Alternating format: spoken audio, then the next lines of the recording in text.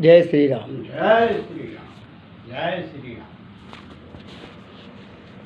आज का मार्गदर्शन हंसी के फुहारों से चालू करेंगे। तो एक आदमी का नाम मुसीबत लाल था। एक आदमी का नाम मुसीबत लाल था। तो मुसीबत लाल सत्संग में गया और सत्संग में जाके ऐसा प्रवेशन पड़ा उसके ऊपर, ऐसा प्रभावित हुआ सत्संग से और सत्संग सुन के घर आ गया और अपनी घरवाली को छोड़ दिया और नौकरानी के साथ में रहने लग गया। गांव वाले बोले, मुसीबत लाल, ये तूने क्या किया? अपनी घरवाली को छोड़ दिया और नौकरानी के साथ में रह रहा है। बोला, चुप रहो, चुप रहो, चुप। बोले, क्यों? बोले, अभी भी मैं सत्संग सुनकर ही आया हूँ। सत्संग में ये कहा गुरुजी ने कि माया से दूर रहो और शांति के पास रहो। तो हमने माया का त्याग कर दिया और शांति के पास रहने लग गए। तो गांव वाले बहुत इसकी बात पर हंसी मजाक करे। एक दिन उसी मुसीबत लाल की घरवाली चले गई, भाग गई, गुम हो गई। तो मुसीबत लाल भगवान के मंदिर में जाके बोला, हे श्री राम जी, मेरी घरवाली गुम हो गई, कृपया इसे ढूंढने का प्रयास करें।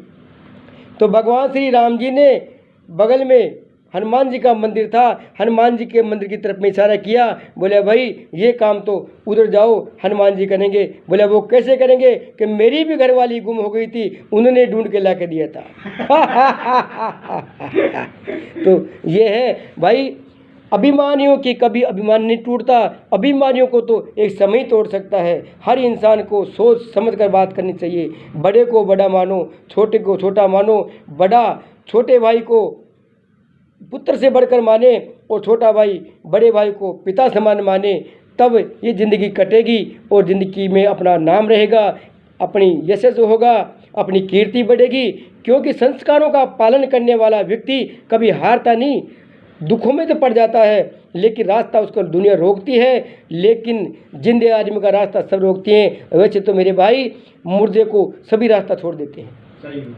जब मुर्दा जाता है तो सारे उसका रास्ता छोड़ देते हैं। जब तक तुम जीवित रहोगे तो मुसीबत आती रहेगी, लेकिन मुसीबत का हल भी निकलता रहता है। इसलिए मुसीबत से नहीं घबराना और राम जी को याद रखो, राम जी का नाम लेते रहो, तुम्हारी विजय होगी, तुम्हारा कल्याण होगा। किसी के काम बुरी निंद्रा में फंस जाते हैं और अपना समय बेकार करते हैं। उससे अच्छा तो यह है, अपने काम के लिए सोचो। निंद्रा करने में कुछ नहीं रखा।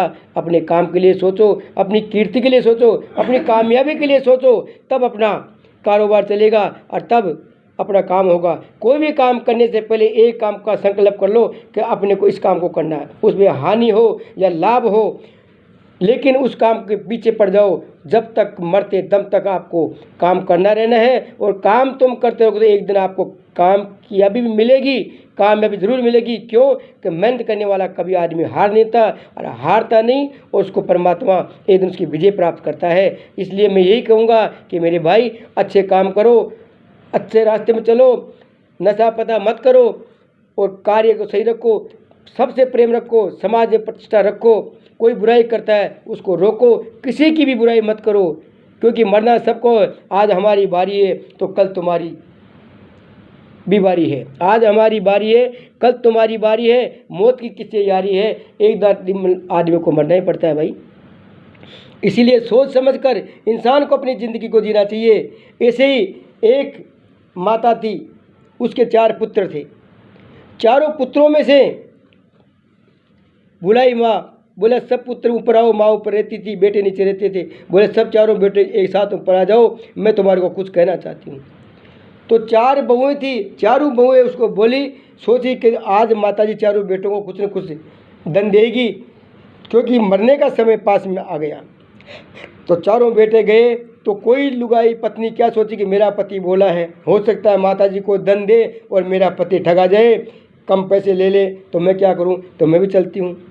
बेटे नहीं पहुंचे उससे पहले सासू जी के माता जी के पैर दबाना चालू कर दी। बेटे गए, बेटों को बोलती है कि बेटे मेरे को मेरी शरीर छोड़ने का समय दिखाई दे रहा है, लेकिन इसमें ये करना है कि इस एक काम करो तुम चारों। बोले क्या? बोले सामने लकड़ी का गट्ठर पड़ा है, उसको तुम एक एक बाई जाके तोड़ दो। तो सब ने कोशिश किया, लकड़ी का गट्ठर किसी टूटा नहीं। तो फिर वो बोला इसको खोल दो। लकड़ी के गट्ठर की रस्सी खोले और एक पत्नी को बोली, बड़े भाई की पत्नी को, बोला बेटे बड़ी बहू जाके इसको तू तोड़।